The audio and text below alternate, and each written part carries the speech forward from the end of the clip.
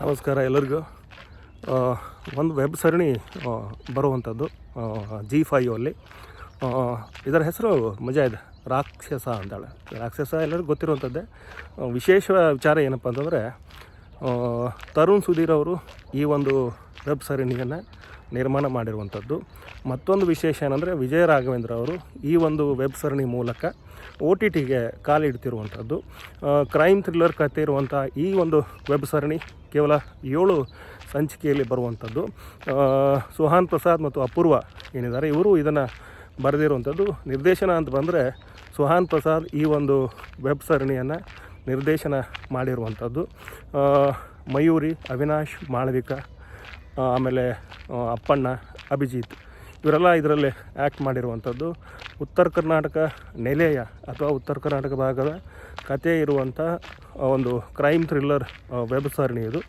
ಅಯ್ಯನ ಮನೆ, ಮಾರಿಗಲ್ಲು, ಆಮೇಲೆ ಶೋಧ, ಅದಾದ ಮೇಲೆ ಬರ್ತಿರುವಂಥದ್ದು ಕನ್ನಡದ ಮತ್ತೊಂದು ವೆಬ್ ಸರಣಿ ರಾಕ್ಷಸ.